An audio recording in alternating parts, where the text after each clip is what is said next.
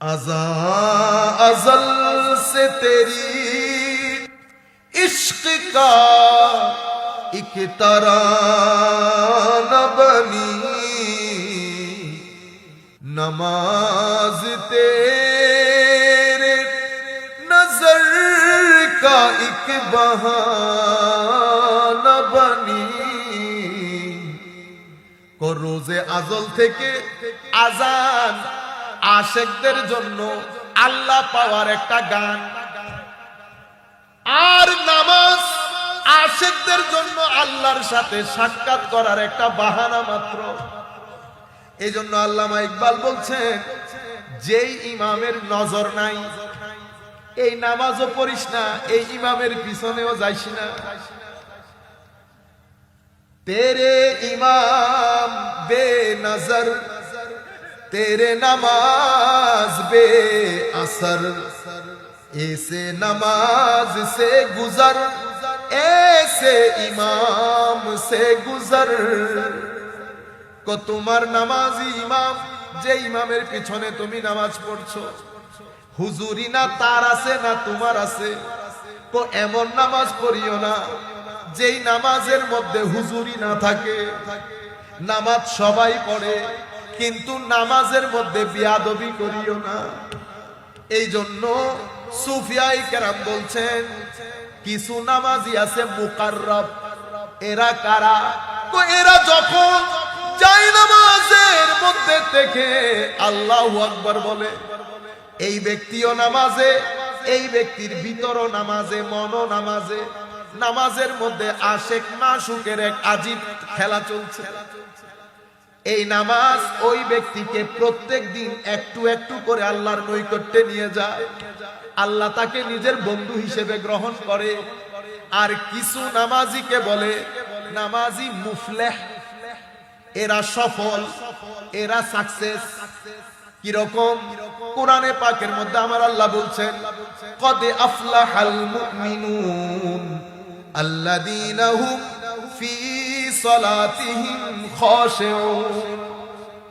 ওই নামাজি সফল যেই নামাজির নামাজের মধ্যে খুশু এবং খুদু আছে। খুশু খুদু মানে কি? অর্থাৎ নামাজের মধ্যে ওই ব্যক্তি আছে, নামাজের বাইরে যায়। এটা হচ্ছে সফল নামাজি। নামাজি মাজু এরা কারা? তো এরা হচ্ছে এ চাই মন ভিতরে থাকুক, মন চাই বাইরে যেতে। এ চাই মন ভিতরে থাকুক, দুইজনের মধ্যে একটা যুদ্ধ চলে। এটা মুসল্লি মাজু। আরেকটা মুসল্লি কোনটা? এটা মুআকাব। এটা নামাজের কারণে আল্লাহ তাকে শাস্তি দান করবে। এটা কোন ব্যক্তি? যেই ব্যক্তি নামাজের ওয়াক্ত খেয়াল করে না, আদাব খেয়াল করে না, নামাজের রুকন আরকান খেয়াল করে না, দপাদপ নিজের কাজের মধ্যে ছিল, শেষ বিকালে গিয়ে আসর পড়তে পড়তে মাগরিব।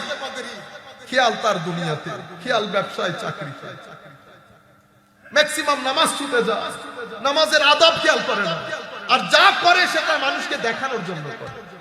এমন নামাজিকে কি বলে? তো এমন নামাজি আমার আল্লাহ বলছেন, ফাওয়াইলুল লিল মুসাল্লি, এই মুসল্লি ধ্বংসপ্রাপ্ত হোক। এই মুসল্লির নামাজের কোনো দরকার নাই। এই নামাজ, এর নামাজ তারে আল্লাহ থেকে দূরে সরিয়ে দেবে। নামাজ আল্লাহ থেকে তাকে দূরে সরিয়ে দেবে। এরপরে কি? তো এরপরে ফাওয়াইলুল লিল মুসাল্লিন আল্লাযীনা হুম আন সালাতিহিম সাহুন আল্লাযীনা হুম ইউরাউন ওয়া ইয়ামনাউনাল মাউন। আর যারা যাকাত তো দেয় না, ছোট্ট একটা জিনিসও মানুষকে না খুঁজলে দেয় না। তো সূরা মাউনের মধ্যে মুনাফিকের আলামত চারটা বর্ণনা করা হয়েছে না? একটা হচ্ছে কৃপণ, তাইলে মুমিন কখনো কৃপণ হয় না। আর একটা হচ্ছে মানুষকে অসহযোগিতা করা, মুমিন কখনো এই ধরনের হয় না।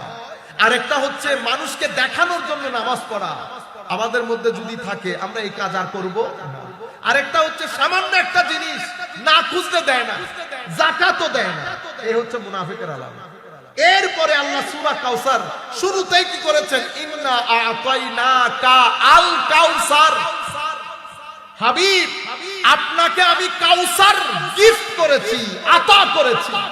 বস আপনি কৃপণ করিয়ে কৃপণতা করিয়েন না, যার যা প্রয়োজন আপনি কাউসার থেকে দান করেন।